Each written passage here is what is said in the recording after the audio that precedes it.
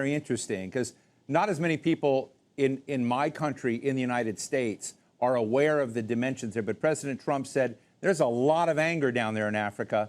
Those were almost his exact words. He says, we need to help put out some of that anger. And he got involved in a way that I found surprising in the long-term conflict between the Democratic Republic of Congo and Rwanda.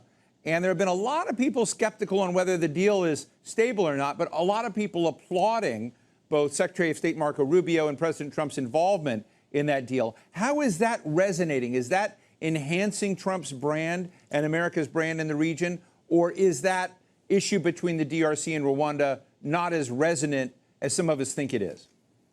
I think the devil is in the details. Most of us are waiting to see exactly what are the details of these negotiations. We do not want a new situation where the United States is basically replacing what China has been doing in the DRC, what the Europeans, particularly France, have been doing in the DRC. What I'm hoping is that just like what China did when China decided to come and move into Africa, they looked at what it is that the United States and Europe were getting wrong. A lot of it was limiting funding to African countries. So China came in, found a loophole, found a weakness in the US and European strategy, and they came in with just pouring monies into African leaders. President Trump should look at it and say, what has China done wrong? Because right now, a lot of people are very angry at China. I know many countries that I've visited. If you go to the countryside with the Chinamen, they'll run you off because they're sick and tired of what the Chinese are doing in Africa. The United States need to look at it and say, what is it that China is doing that's making Africans so angry? They come up with a different angle, but let's look at trading with Africans in a fair and equitable manner.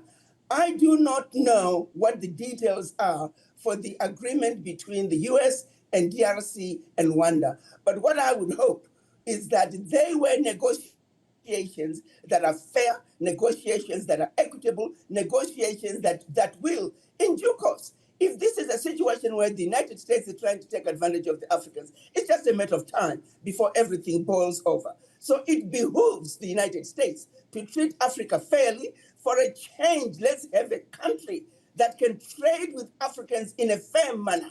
All I'm asking is for Africans, don't be stupid anymore. Do not come to the United States looking like beggars. You have a lot that the United States wants. You have a lot that the world wants. Stand up tall, have the to stand up like any other man on earth and defend us. As Africans, we are counting on you. We are sick and tired of giving up our natural resources for peanuts. So yes, African leaders, do not come to the United States as beggars. Come to the United States as equals to negotiate with President Trump. Do not take any rubbish that he throws at you. Do not allow him to bully you because he has what you need and you also have what he has what you want. So this is about trade. We are going back to the basics. Our leaders, before the colonizers came to Africa, the different tribes traded as equals. We're going back to that environment. Let's embrace it. Let's look at it for what it is, and may the best men win. Africans, wise up. Come to the United States prepared, because President Trump will trump you. President Trump will kick your rear end if you're not prepared. We saw what happened with President Ramaphosa. I would say, Ambassador, listening to you,